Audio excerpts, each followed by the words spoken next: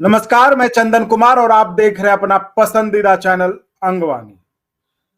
सरकारी कर्मचारियों, 24 अगस्त को जब से यूपीएस की घोषणा हुई और आपके इंतजार की घड़ी खत्म होने का नाम नहीं ले रही कि गजट कब आएगा, गजट कब आएगा, क्योंकि अब सभी को इंतजार है कि गजट आए तब तो पता चले आखिर उसमें प्रस्ताव क्या है, प्रपोजल क्या है, सरकार के दिमाग में क्या है यूपीएस को लेकर।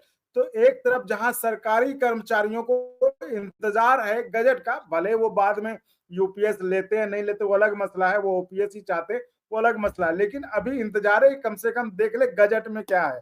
तो दूसरी तरफ जो ओपीएस के लिए लड़ाई लड़ रहे हैं उन संगठनों का जो महीना है वो नवंबर और दिसंबर, इस महीने में उनकी दिल्ली में जो आंदोलन की तारीख पहले से तय है उसको लेकर सरगर्मी बढ़ गई है। ऐसे में ही AINPSEF जिसका कार्यक्रम पहले से प्रस्तावित है दिल्ली के जंतर मंतर पर 17 नवंबर को, उसको लेकर वो हर राज्य का दौरा कर रहे हैं। तो हर जगह कर्मचारियों से मिल रहे हैं ताकि ज्यादा से ज्यादा संख्या में दिल्ली में लोग आ सके और ओपीएस की जो लड़ाई है उसको मजबूती मिल सके। इसी पर चर्चा करने के लिए हमारे साथ AINPSEF के प्रेसिडेंट डॉक्टर मनजीत सिंह पटेल जी हैं। मनजीत जी, बहुत स्वागत है आपका अंगवानी पर। थैंक यू चंदन साहब, थैंक यू सो मच, बहुत बहुत धन्यवाद आपका। 17 तारीख, अब तो बस 10 दिन बचे हैं। तो जी, क्या एक हफ्ता तैयारी है? बचा है। जैसा कि हमने देखा कि आप तो पूरे देश का दौरा भी कर रहे हैं, लोगों को बुला भी रहे हैं, न्योता भी दे रहे हैं, तो क्या तैयारी है? 17 को कैसा कार्यक्रम रहेगा दिल्ली में? जी चंदन साहब, तो सबसे पहले तो मैं एक बात बता दूं कि जब 24 अगस्त को यूपीएस की घोषणा हुई थी और उसकी घोषणा के तुरंत बाद मैंने लाइव आकर के लोगों के साथ तकरीबन मैं रात में 11 बजे लाइव आया था और यूपीएस का जितना डिटेल आया था उस समय तक सरकार के प्रेस कॉन्फ्रेंस के मुताबिक, तो उस डिटेल को हमने साझा किया था और एक चीज़ क्लियर हो गई थी कि गजट फिर भी हम देख लेते हैं। तो हमने 1 डेढ़ महीने का अल्टीमेटम रखा था कि 1 डेढ़ महीने इंतज़ार कर लेते हैं, लेकिन उसमें 2 चीज़ें बहुत एकदम क्लियर हो गई थी। पहली ये क्लियर हुई थी कि सरकार 50% गारंटी के नाम पर कर्मचारी का अंशदान हड़पना चाहती है। तो ये बात तो उसमें पहले दिन से क्लियर हो गई थी। हमने 27 अगस्त को माननीय प्रधानमंत्री जी को लेटर लिख दिया था इसके खिलाफ। राइटिंग में एविडेंस में है, वो लेटर प्रधानमंत्री कार्यालय गया, फिर उसके बाद फाइनेंस मिनिस्ट्री भी गया और वो अपना प्रोसीडिंग में है। तो हमने उसकी खिलाफत कर दी थी। फिर अभी तक उसमें एक चीज़ और उन्होंने डाल दी कि 20 साल की जगह 25 साल के ऊपर कैलकुलेशन डाल दी थी, उसकी भी हमने खिलाफत की थी। वीआरएस के केस में उन्होंने कहा था कि वॉलंटरी रिटायरमेंट लेने के बाद भी उसको पेंशन सुपरएन्युएशन डेट से ही शुरू होगी, तो उसकी भी हमने खिलाफत की थी।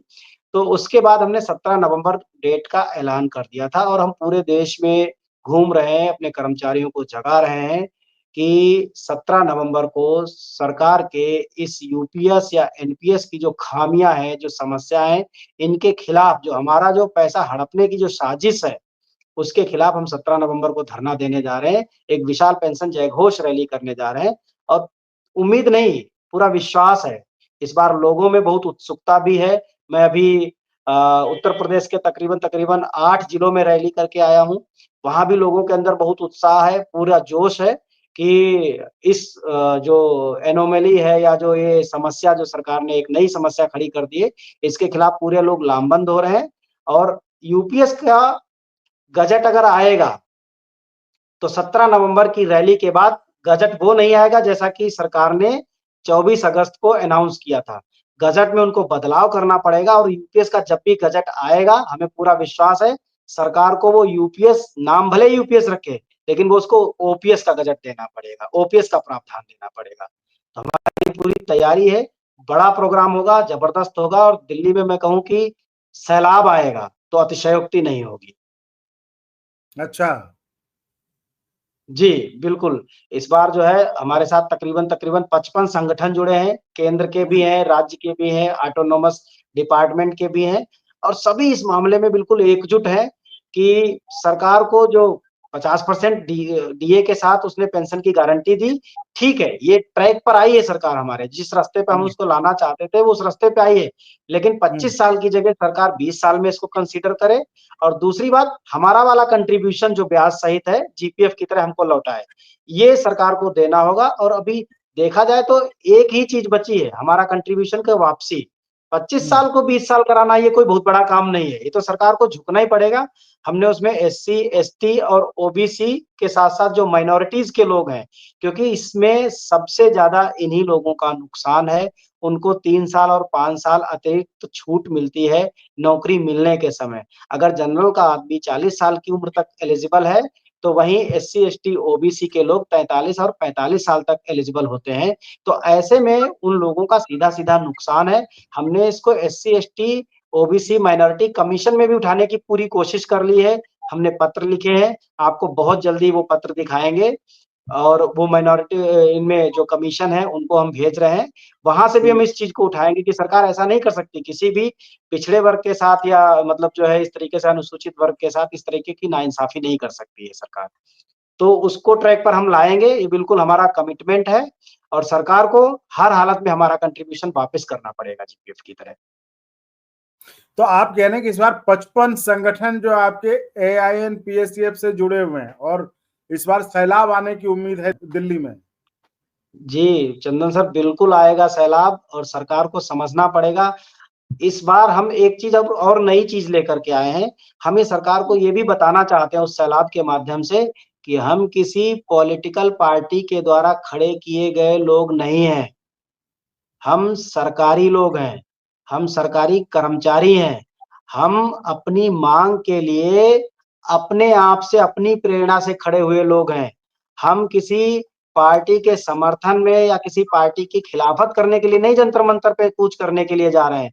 हम भारत की सरकार से माँग करने जा रहे हैं अपने हक की। जो हमारा ओपीएस का जो हक है, हमने जिसको ओपीएस को डिफाइन भी किया है 2 पॉइंट में। और हमारा इस बार वो सारी चीज़ें बहुत ओपन रहेंगी कि ओपीएस का मतलब क्या, हमें क्या चाहिए। फिर सरकार चाहे उसका एनपीएस नाम रखे, यूपीएस नाम रखे, मोदी पेंशन स्कीम रखे, प्रधानमंत्री पेंशन स्कीम रखे, हमें उससे कोई फ़र्क नहीं पड़ता। तो वो भी हम चीज़ दिखाएँगे। हमारी डिमांड, हमारी लड़ाई भारत सरकार से है, भाजपा और कांग्रेस से नहीं है। तो आप जब कहते हैं कि हमारी लड़ाई किसी पार्टी के समर्थन में हम नहीं जा रहे, तो आपका इशारा किधर होता है? नहीं, नहीं, मेरा इशारा किसी की तरफ नहीं है चंदन जी, लेकिन हाँ। लेकिन पिछली बार कुछ घटनाएँ ऐसी हुई हैं, लाखों लाख लोगों की रैली हम्म। जो जितना भी एनपीएस का कर्मचारी है चंदन जी, वो जी। केवल एक चीज़ से, एक सेंटीमेंट है और वो है पुरानी पेंशन का सेंटीमेंट, ओपीएस का सेंटीमेंट। ओपीएस के सेंटीमेंट पे लाखों लोग जुटते हैं, हमारी भी रैली में हज़ारों लाखों लोग आएँगे, तो वो हम्म। मंजीत सिंह पटेल के समर्थन में नहीं आ रहे हैं। वो किसी पॉलिटिकल पार्टी के समर्थन में नहीं आ रहे हैं, किसी पार्टी के विरोध में नहीं आ रहे हैं, वो ओपीएस की ख्वाहिश में आ रहे हैं। और पिछली बार जो रैली हुई, लाखों लोग जुटे दिल्ली में, लाखों लोग जुटे उस मंच पर खास पॉलिटिकल पार्टी के लोग कई तादाद में थे और वो पूरा वोट फॉर ओपीएस जिसे आप कैंपेन कह लीजिए, वो जो ड्राइव हुआ, एक पार्टी के खिलाफ किसी दूसरी पार्टी के फेवर में, हमें उससे भी दिक्कत नहीं है। चंदन जी हम्म। प्रॉब्लम ये है कि जिस पार्टी के फेवर में आपने वो कैंपेन ड्राइव किया, उस पार्टी ने 2 महीने के बाद अपने मैनिफेस्टो तक में नहीं रखा उसको, ओपीएस के मुद्दे को, जबकि वहाँ 25 गारंटी थी।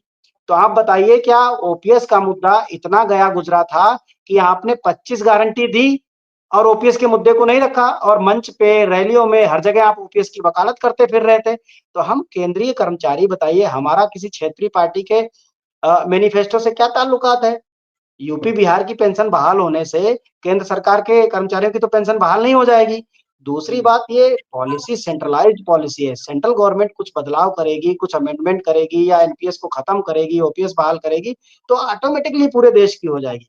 हम ये बात इसलिए कहना चाह रहे हैं कि बिना शर्त चाहे वो कोई पार्टी हो, चाहे कोई दल हो, हम वो लोग नहीं हैं जो किसी पार्टी या किसी दल को बिना शर्त समर्थन दे दें। हमें क्योंकि हमारा टारगेट यहाँ पार्टीबंदी नहीं है। हमारी लड़ाई सरकार से है, हमारी माँग सरकार के साथ है। हम हम्म। ये बात कहना चाहते हैं और ये बात प्रधानमंत्री मोदी जी को पहुँचाना भी चाहते हैं क्योंकि अभी क्या है ना सरकार में तमाम तरह की इस तरह की बातें भी आई हैं। हम लोग जब लास्ट टाइम मिलने गए तो फाइनेंस मिनिस्ट्री में, तो वहाँ ये बातें आई कि भई ये तो कर्मचारियों का आंदोलन तो नहीं, वहाँ तो पर्टिकुलर पार्टी के फेवर में ऐसे-ऐसे काम किया जा रहा है। हमारा सीधा एजेंडा था, सीधा कहना था कि हम किसी पॉलिटिकल पार्टी के लिए काम नहीं कर रहे हैं।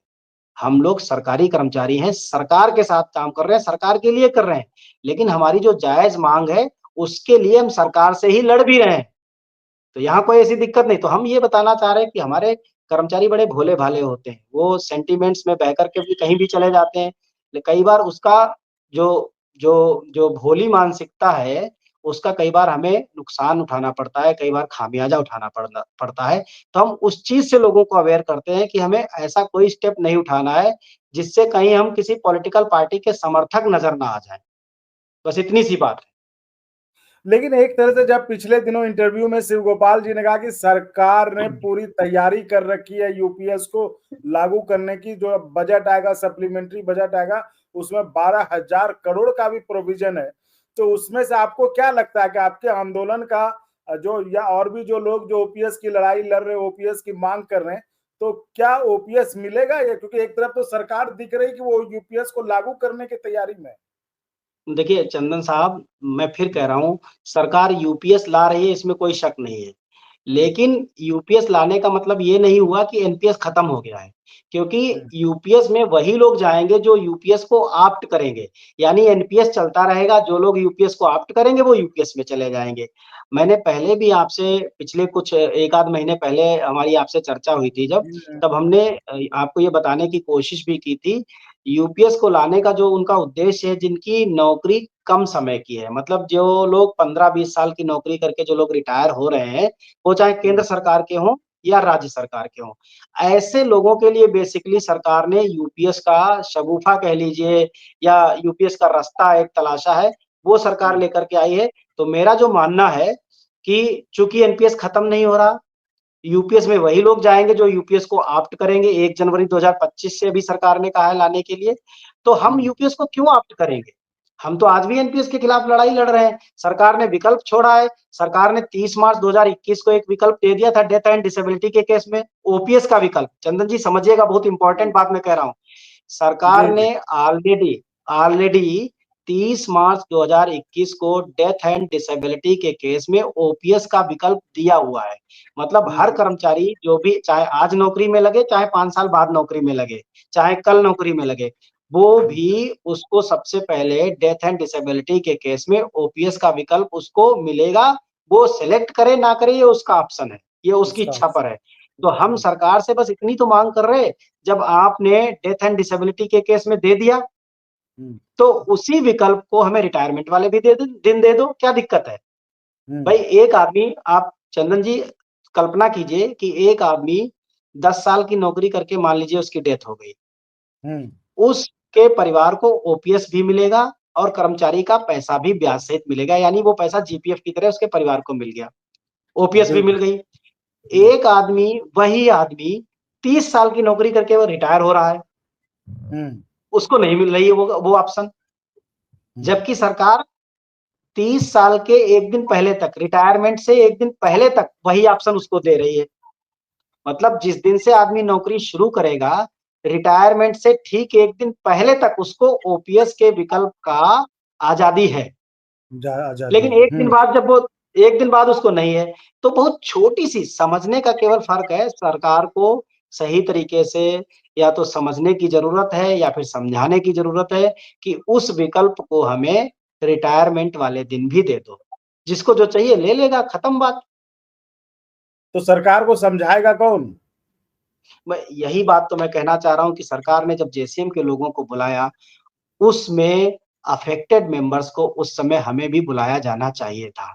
ये सरकार की गलती है, हम इसकी भर्त्सना करते हैं कि शायद वो लोग जो गए, उन्होंने इस बात को नहीं रख पाए ठीक तरीके से। या तो उनको जानकारी नहीं थी या तो शायद वो भूल गए या कुछ भी हुआ हो।